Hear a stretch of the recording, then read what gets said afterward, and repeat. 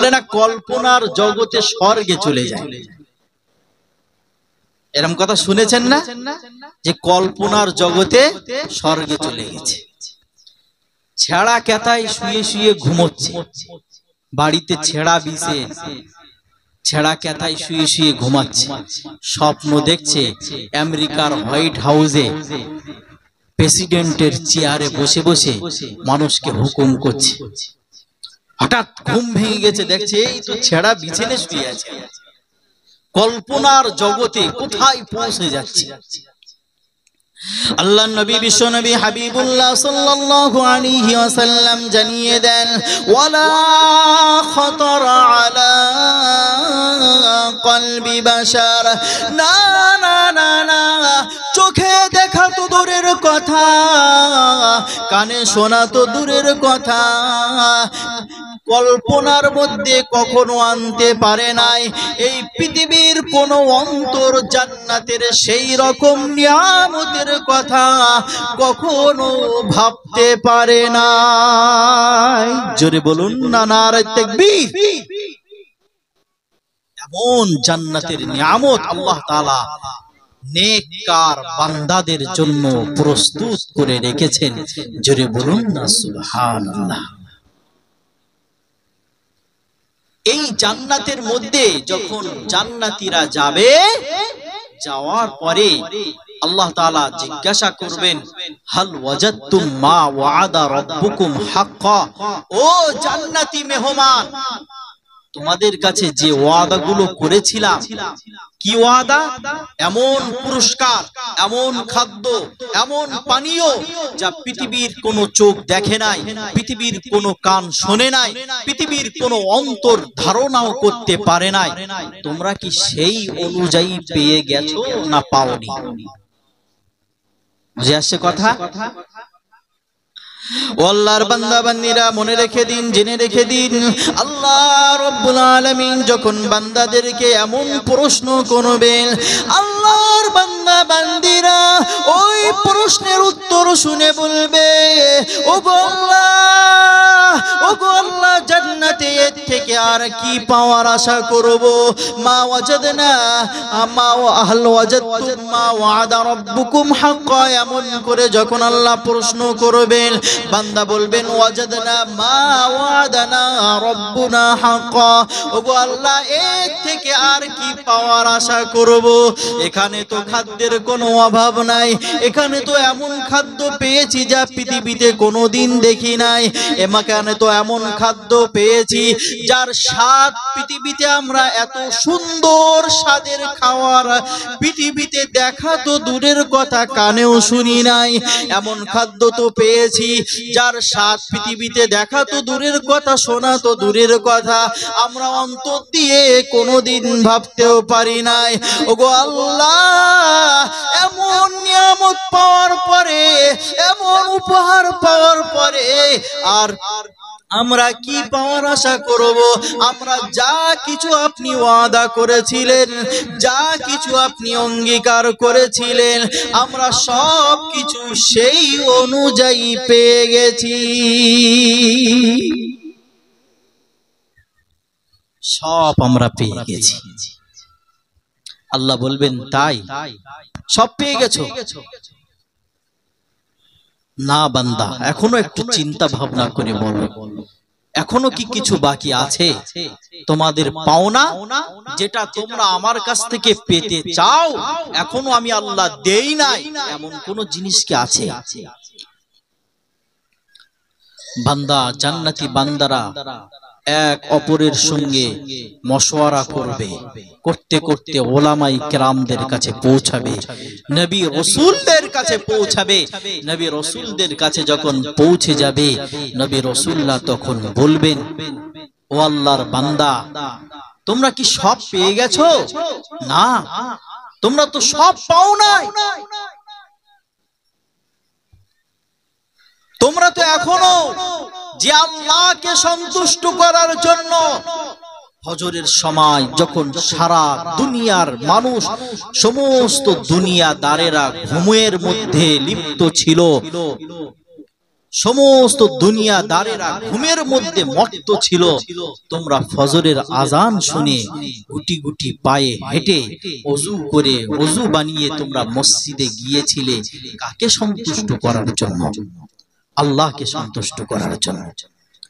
কঠিন ঠান্ডা, যে ঠান্ডা গোটা বিশ্ববাসীকে কাঁপিয়ে দেয়, কিন্তু মুমিন ঠান্ডার পরোয়া না করে, ঠান্ডার ভয় না করে ওযু করে মসজিদে যায় কাঁপতে কাঁপতে। কাকে সন্তুষ্ট করার জন্য? আল্লাহকে সন্তুষ্ট করার জন্য। যে আল্লাহকে সন্তুষ্ট করার জন্য এত কিছু করলে, ওই আল্লাহকে কি তোমরা পেয়ে গেছো? বুঝে আসে না কথা? ওই আল্লাহকে কি তোমরা দেখতে পেরেছো? জান্নাতি বান্দাদেরকে এবার মাথায় তখন ঠিক কথাটা মনে এসে যাবে, না সেই আল্লাহকে তো এখনো পাই নাই। ও আল্লাহর বান্দা বান্দিরা শুনে রেখে দিন, জেনে রেখে দিন, মহান রব্বুল আলামিন বান্দা ফেরেশতাদেরকে ডেকে বলবেন, ও আমার ফেরেশতারা, ও আমার ফেরেশতারা, আমার বান্দারা আমাকে দেখতে চায়, আমার দিদার লাভ করতে চাই, আমার বান্দাদের দিদার আমি দেব, আমার বান্দাদের সঙ্গে আমি সাক্ষাৎ করব। ও আল্লাহর ফেরেশতারা, তোমরা আমার বান্দাদের জন্য একটা এমন মাহফিলের আয়োজন করো যেখানে একটা স্টেজ তৈরি হবে, যে স্টেজে সমস্ত নবী রাসূলরা মেহমান হিসাবে থাকবেন, আর জান্নাতি বান্দারা শ্রোতা হিসাবে সামনে থাকবে। আজকে আমরা যেমন বসেছি, কেউ স্টেজে, কেউ শ্রোতা হিসাবে বসেছি। জান্নাতি বান্দাদের জন্য আল্লাহ তাবারক তাআলার হুকুমে এমন একটা মাহফিল কায়েম হবে, সেই মাহফিল আয়োজন হওয়ার পরে তার স্টেজে থাকবেন 1,24,000 নবী রাসূল পয়গম্বর। জোরে বলুন না সুবহানাল্লাহ। আর আমরা থাকবো সেদিনে শ্রোতা। সকলে বলুন আল্লাহ তাআলা আমাদের সকলকে কবুল করুন। জোরে বলুন আল্লাহুম্মা আমিন। নারে তাকবীর, নারে তাকবীর। সেই জান্নাতের মাহফিলে আল্লাহ তাবারক তাআলা কিসের মাহফিল করবেন? কোরআনের মাহফিল করবেন। আল্লাহ তাআলা নবী দাউদ আলাইহিস সালামকে ডাক দিয়ে বলবেন, তাআল ইয়া দাউদ, ও দাউদ, ও আমার নবী দাউদ, তোমার গলায় সুন্দর কণ্ঠ আমি দান করেছিলাম, তোমার গলায় সুন্দর সুর আমি দান করেছিলাম। তুমি যখন আমার বান্দাদেরকে জাবুর তেলাওয়াত করে করে শোনাতে, যখন তুমি জাবুর পড়তে, যখন তুমি দুনিয়াতে আমার প্রশংসার কবিতাগুলো আবৃত্তি করতে, তোমার সাথে আসমান থেকে উড়ন্ত পাখিরা তোমার তেলাওয়াত শোনার জন্য নেমে আসতো, তোমার তেলাওয়াত শোনার জন্য, তোমার গলার কণ্ঠস্বর শোনার জন্য, তোমার সঙ্গে আমি আল্লাহ আমার প্রশংসা হামদ আদায় করার জন্য সমুদ্রের মাছগুলো, নদী নালার মাছগুলো ডাঙায় চলে আসতো।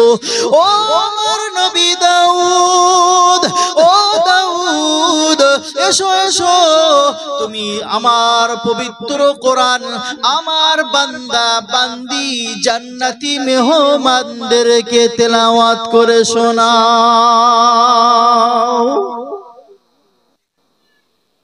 হযরত দাউদ আলাইহিস সালাম আসবেন, আসার পরে তিনি কোরআনের তেলাওয়াত শুরু করবেন। কোন সূরা? সূরাতুল মুজাম্মিল। জানেন কোন সূরা? হযরত দাউদ আলাইহিস সালাম এক সময় তেলাওয়াত করতে শুরু করবেন। তেলাওয়াত করতে করতে যখন তেলাওয়াত সমাপ্ত হবে, আমার আল্লাহ তাআলা ডাক দেবেন, তাআল ইয়া হাবিবি, তাআল ইয়া মুহাম্মদ, আমার হাবিব, আমার প্রিয় নবী মুহাম্মদ মুহাম্মদ আপনি কোথায় আছেন আপনি সামনে চলে আসুন আপনার কাছে যে কোরআন আমি বড় ভালোবেসে আপনার কাছে যে কোরআন আমি অবতীর্ণ করেছি যে কোরআন শুনে গোটা বিশ্ববাসী হেদায়েত হয়েছে যে কোরআন শুনে জিন জাতি হেদায়েত হয়েছে যে কোরআন শোনার পরে জিন জাতিরা বলেছে ইল্লা সামি'না কুরআনান আজাবা নিশ্চয় নিশ্চয় আমরা একটা আশ্চর্য কোরআন শুনেছি ও নবী ও আমার হাবিব আপনি আপনার উম্মত উম্মতিদেরকে সেই কোরআনের তেলাওয়াত করে শোনান জোরে বলুন আল্লাহর হাবিব সাল্লাল্লাহু আলাইহি ওয়াসাল্লাম তেলাওয়াত করতে শুরু করবেন সূরা ইয়াসিন সূরা ইয়াসিন যখন তেলাওয়াত করবেন এই সূরা ইয়াসিনকে বলা হয় কোরআনের দিল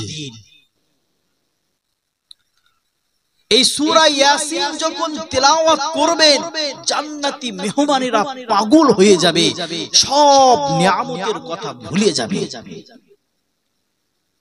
এক সময় নবীর তেলাওয়াত সমাপ্ত হবে আমার আল্লাহ পাক রব্বুল আলামিন জানাবেন ও জান্নাতি বান্দা বান্দীরা তোমরা আমাকে দেখার জন্য আমার দিদার পাওয়ার জন্য এই মাহফিলে তোমরা বসেছো ও জান্নাতি বান্দা বান্দীরা নবী দাউদের কণ্ঠস্বর যদি এত সুন্দর হয় নবী মুহাম্মাদের তেলাওয়াত শুনে যদি তোমরা এত পাগল হয়ে যাও তাহলে আমি আল্লাহ যে আল্লাহ এই কোরআন কে অবতীর্ণ করেছি যে আল্লাহ আমি এই কোরআনকে তোমাদের কাছে পাঠিয়েছি আমি আল্লাহ আমার নিজের জবানের তেলাওয়াত কি তোমরা শুনতে চাও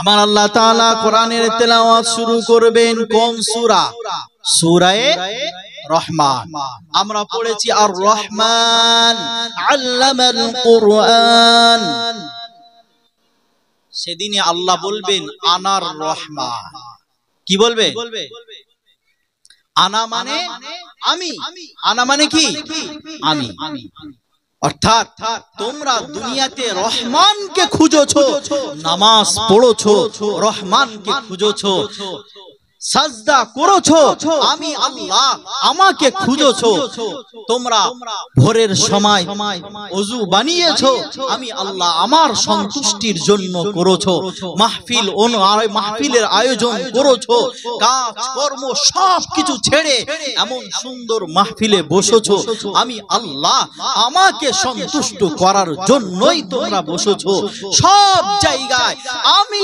রহমান আমার দয়া পাওয়ার জন্যই তোমরা বসেছিলে আজ বান্দা তুমি দেখে নাও আনার রহমান আমি হলাম রহমান আমি হলাম রহমান বান্দা সেদিনে আল্লাহকে স্বচক্ষে দেখবে আর আল্লাহ পাকের জবানের তেলাওয়াত শুনবে আল্লাহ পাক তেলাওয়াত করবেন আনার রহমান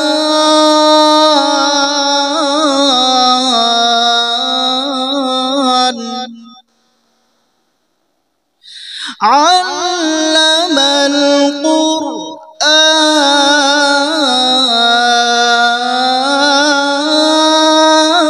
القرآن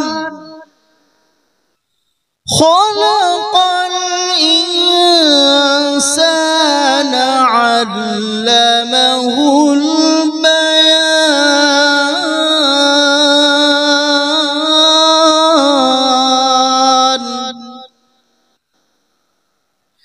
الشمس والقمر بحسبان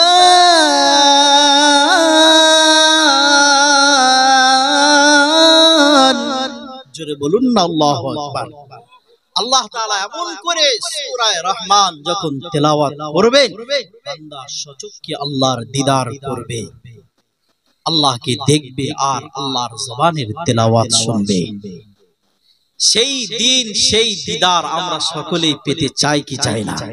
একটু হাত তুলে বলেন, পেতে চাই কি চাই না? নারে তাকবীর, নারে তাকবীর। আল্লাহ তাআলা আমাদের সকলকে কবুল করুন, জোরে বলুন আল্লাহুম্মা আমিন। সেই মাহফিলে আমাদের সকলকে হাজির থাকার তৌফিক দান করুন। বিনা হিসাবে আল্লাহ তাআলা আমাদেরকে জান্নাতের মতো নিয়ামত দান করে দিন। সকলেই বলুন আল্লাহুম্মা আমিন। এখন সেই দিদার পেতে গেলে আমি শুরুতে আয়াত পড়েছি, কি কি করতে হবে? দুটো শর্ত। আল্লাহ রাব্বুল আলামিন জানিয়ে দেন, মান কানা ইয়ারজু লিকা রাব্বিহি ফালইআমাল আমালান সালিহা। প্রথম নাম্বার শর্ত হলো, যারা আল্লাহর দিদার পেতে চায়, আল্লাহর সাক্ষাৎ করতে চায়, প্রথম নাম্বার শর্ত হলো তাদেরকে ভালো আমল করতে হবে।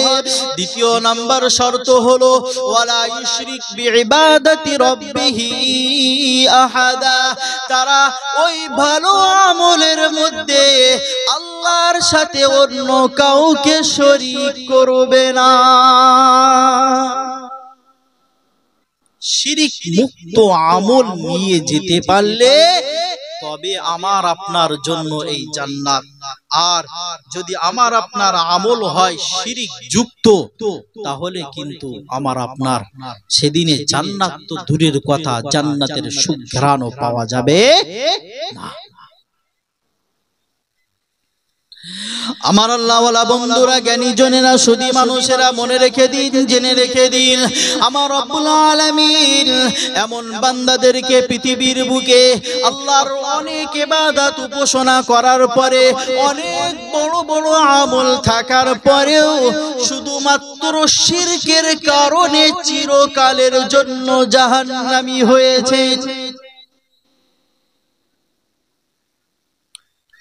নবী ইব্রাহিম আলাইহিস সালাম,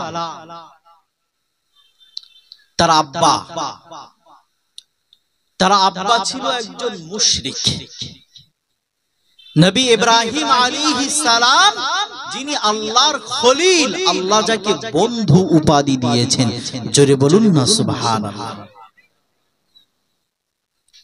নবী ইব্রাহিম আলাইহিস সালামের আব্বা নবী ইব্রাহিম আলাইহিস সালামকে লালিত পালিত করেছেন, তাকে বড় করেছেন, তাকে মানুষ করে তুলেছেন, তাকে বড় করেছেন। নবী ইব্রাহিম আলাইহিস সালামকে সাহায্য করেছেন, সহযোগিতা করেছেন। কিন্তু নবীর বাপ হওয়ার পরেও, এত কিছু তার ভালো আমল থাকার পরেও, এই মানুষটা চিরকালের জন্য জাহান্নামী হবে। কারণ এই মানুষটা যা কিছু করেছে শিরিক মুক্ত ভাবে করতে পারেনি। ও আল্লাহর বান্দা বান্দিরা, ও আল্লাহর গোলামেরা, শুনে রেখে দিন, কিয়ামতের মহাময়দানে নবী ইব্রাহিম আলাইহিস সালাম আল্লাহর কাছে বলবেন, ওগফির লি আবি ইন্নাহু কানা মিনাদ দাল্লিন। নবী ইব্রাহিম আলাইহিস সালাম আল্লাহর কাছে প্রার্থনা করে বলবেন, ওগো আল্লাহ, আমার আব্বাকে আজকে কিয়ামতের মহাময়দানে, কিয়ামতের কঠিন দিনে আমার আব্বাকে আপনি ক্ষমা করে দেন। ইন্নাহু কানা মিনাদ দাল্লিন। সে পৃথিবীর জমিনে ভুল করে ফেলেছে, বিভ্রান্তর মধ্যে ছিল, পৃথিবীর জমিনে পথভ্রষ্ট ছিল। ওগো আল্লাহ, আমি আপনার খলিল হয়ে, আমি আপনার নবী হয়ে আপনার কাছে আজকে প্রার্থনা করি, আমার আব্বাকে একটা বারের জন্য আপনি ক্ষমা করে দেন। কে দোয়া করবে? ইব্রাহিম খলিলুল্লাহ, সাধারণ আমার আপনার মতন মানুষ, এই জাতির পিতা। আল্লাহ তাআলা যাকে বিভিন্ন পরীক্ষা নিরীক্ষা নিয়ে যাকে আল্লাহ তাআলা খলিল উপাধি দিয়েছে। আমার আল্লাহ তাআলা জানিয়ে দেন ওয়ালা তুখজিনি ইয়াউমা ইউবাসুন। নবী ইব্রাহিম আলাইহিস সালাম বলবেন ওগো আল্লাহ আপনি আমার আব্বা জানকে একবারের জন্য ক্ষমা করে দিন। আপনি তো ওয়াদা করেছিলেন, আপনি তো আমার সাথে কথা দিয়েছিলেন ওয়ালা তুখজিনি ইয়াউমা ইউবাসুন। কিয়ামতের মহা কঠিন দিনে আপনি আমার সাথে কথা দিয়েছিলেন যে আমাকে লাঞ্ছিত করবেন না, আমাকে অপমানিত করবেন না, আমাকে অসম্মানিত করবেন না। কিয়ামতের কঠিন দিনে আমাকে মহা সম্মানে সম্মানিত করবেন। ওগো আল্লাহ আজকে যদি আমার আব্বা জাহান্নামী হয়, আমার আব্বা যদি জাহান্নামী হয়, তাহলে আমি তার সন্তান খলিল ইব্রাহিম, আমাকে তো লাঞ্ছিত করা হবে, আমাকেই তো অপমানিত করা হবে। আচ্ছা, আমার বাপ যদি কোনো দোষ করে, তাহলে সেই দোষ সেই অন্যায়ের কথাগুলো যখন মানুষ আমার কাছে এসে বলবে বা আমার সামনে যখন তাকে সাজা দেবে, এটা কি আমি সন্তান হিসাবে আমার মাথাটা কি নত হবে না? অবশ্যই। আল্লাহর কাছে নবী ইব্রাহিম প্রার্থনা করবেন, বলবেন আল্লাহ আজকে যদি আপনি আমার আব্বাকে ক্ষমা না করেন, আমি খলিল আপনার নবী, আমার হাত ধরে কত মানুষ জান্নাতে যাবে, আমার পিছু ধরে আমার উম্মতিরা জান্নাতে যাবে, আর আমার আব্বা যদি জাহান্নামে যায় তাহলে এটা তো আমার অসম্মান হবে। আল্লাহ একটা বারের জন্য আমার আব্বাকে ক্ষমা করে দিন। আল্লাহর গোলামেরা, আল্লাহর বান্দা বান্দিরা মনে রেখে দিন, জেনে রেখে দিন, কিয়ামতের কঠিন দিনে, সেই কঠিন মহাময়দানে আমার আল্লাহ রব্বুল আলামিনের খলিল যখন আল্লাহর কাছে এমন প্রার্থনা করবেন, আমার আল্লাহ তাআলা উত্তরে বলবেন ইয়াউমা লা ইয়ানফাউ মালু ওয়ালা বানুন। ও আমার খলিল ইব্রাহিম, তোমার প্রার্থনা তুমি করেছো বটে, কিন্তু আজকের দিন, আজকের কঠিন ভয়ঙ্কর দিনটা সেই দিন নয়। আজকের কঠিন ভয়ঙ্কর দিনটা হলো সেই দিন লা ইয়ানফাউ মালু ওয়ালা বানুন। পৃথিবীর কোন মানুষের টাকা পয়সা, পৃথিবীর কোন মানুষের ধন দৌলত, পৃথিবীর কোন মানুষের সন্তান সন্ততি আজকে কোনো উপকারে আসবে না। মহান রব্বুল আলামিন জানিয়ে দেন মান কানা ইয়ারজু লিকা রাব্বিহি ফালইআমাল আমালান সালিহান ওয়ালা ইউশরিক বিইবাদাতি রাব্বিহি আহাদা।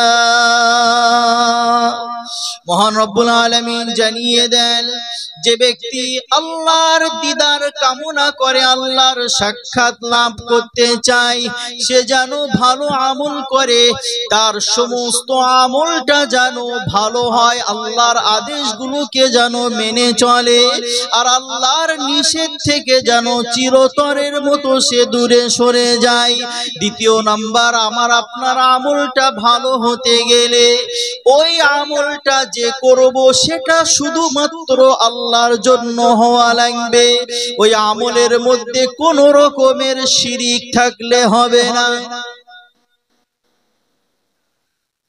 মহান রব্বুল আলামিন অন্য জায়গায় বলে দেন কুল ইন্না সালাতি ওয়া নুসুকি ওয়া মাহইয়ায়া ওয়া মামাতি লিল্লাহি রাব্বিল আলামিন মহান রব্বুল আলামিন জানিয়ে দেন, এ নবী আপনি আপনার উম্মত উম্মতিকে জানিয়ে দিন, আপনি আপনার উম্মত উম্মতিকে শুনিয়ে দিন, ইন্না সালাতি নিশ্চয়ই আমার নামাজ, অনুসুকি আমার কুরবানি, ওয়া মাহইয়ায়া আমার জীবন, ওয়া মামাতি আমার মৃত্যু বরণ করা, আমার জীবন এবং মরণের মাঝে যা কিছু সময় পেয়েছি, 50 বছর 60 বছর 70 বছর 80 বছর যত সময় পেয়েছি, যা কিছু ইবাদত হবে সব কিছু মহান রব্বুল আলামিনের সন্তুষ্টির জন্য হবে।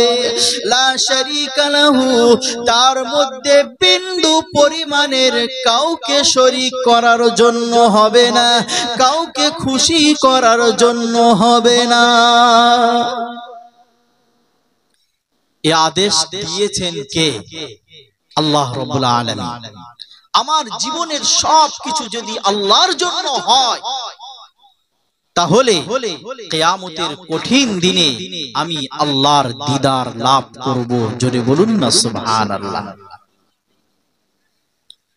ও আল্লাহর বান্দা বান্দিরা, জেনে রেখে দিন, শুনে রেখে দিন, আল্লাহ রাব্বুল আলামিন কিয়ামতের কঠিন দিনে যখন জান্নাতীদের জন্য জান্নাতের ফয়সালা করে দেবেন, জাহান্নামীদের জন্য যখন জাহান্নামের ফয়সালা করে দেবেন, আল্লাহ রাব্বুল আলামিন জান্নাতীরা জান্নাতে যাওয়ার পরে জান্নাতীদেরকে জিজ্ঞাসা করবেন, হাল ওয়াজাদতুম মা ওয়াদা রাব্বুকুম হাক্কা।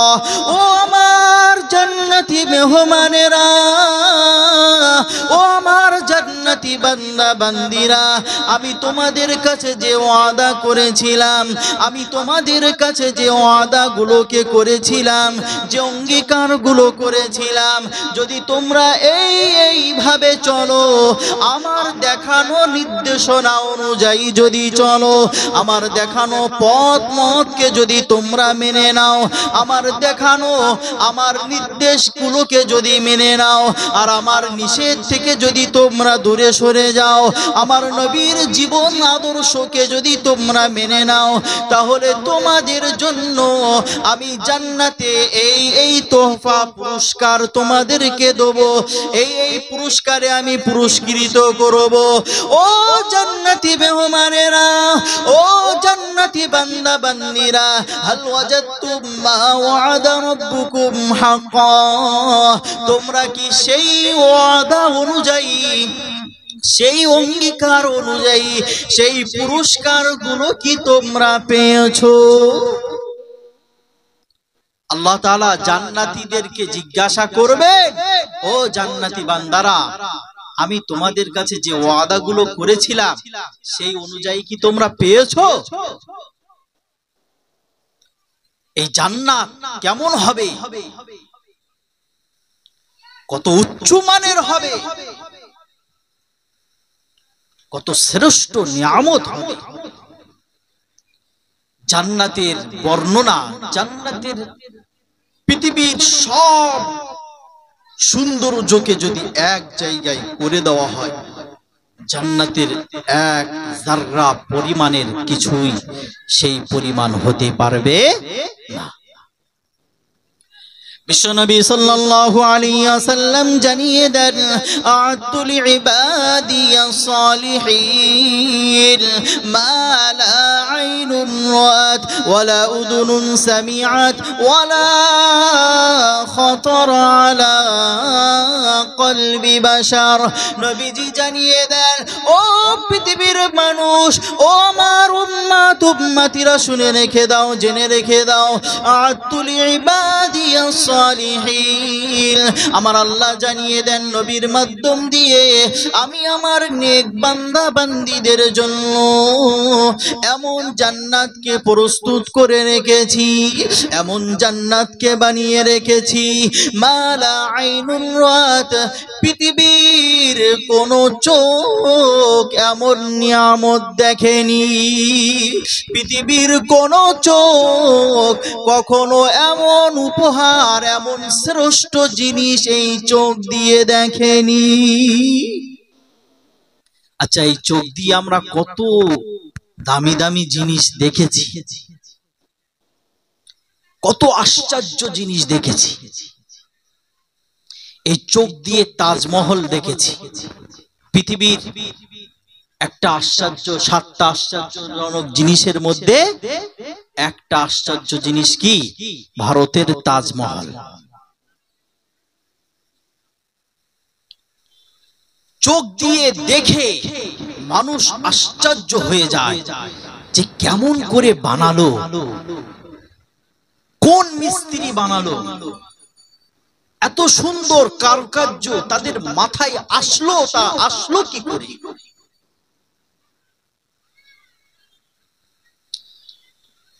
পৃথিবীর কত আশ্চর্য জিনিস, কত দামি দামি জিনিস যা আমরা চোখে দেখেছি। আবার অনেক জিনিস এমন আছে যে পৃথিবীর সব থেকে সুন্দর, সব থেকে সুন্দর, সব থেকে দামি জিনিস হয়তো আমরা চোখে দেখিনি, কিন্তু কানে শুনেছি। ঠিক কিনা? আল্লাহর গোলামেরা জেনে রেখে দিন, শুনে রেখে দিন, আল্লাহর নবী বিশ্ব নবী হাবিবুল্লাহ জানিয়ে দেন, ওয়ালা উদুনুন সামিআত, ও আল্লাহর বান্দা বান্দি জেনে রেখে দিন, তোমরা মনে করছো পৃথিবীতে আমরা এমন এমন জিনিস দেখেছি, এমন এমন জিনিস, আশ্চর্যজনক জিনিস দেখেছি, আবার এমন কিছু আশ্চর্য, এমন কিছু সুন্দর জিনিস রয়েছে যেগুলো আমরা চোখে দেখিনি, কিন্তু আমরা কানে শুনেছি। আল্লাহর নবী বলেন, লা উদুনুন সামিআত, জান্নাতের এমন আশ্চর্য জিনিস থাকবে, এমন সুন্দর কারুকার্য থাকবে, এমন সুন্দর বসার জায়গা থাকবে, এমন সুন্দর খাদ্য পানীয় থাকবে, এমন সুন্দর হুর গিলমান থাকবে, জান্নাতীরা দেখা তো দূরের কথা, এই কান দিয়ে তারা কখনো তার বর্ণনা শুনেনি। জোরে বলুন না সুবহানাল্লাহ। চোখে দেখা তো দূরের কথা, কান দিয়ে কোনোদিন তার বর্ণনা পর্যন্ত শুনিনি। নবীজি আরো বলেন, ওয়ালা খাতারা আলা কলবি বাশার, পৃথিবীর মানুষ যেটা চোখে দেখে না, কানে শোনে না, তারপরেও অন্তরের মধ্যে পরিকল্পনা করে, অন্তরের মধ্যে ভাবে,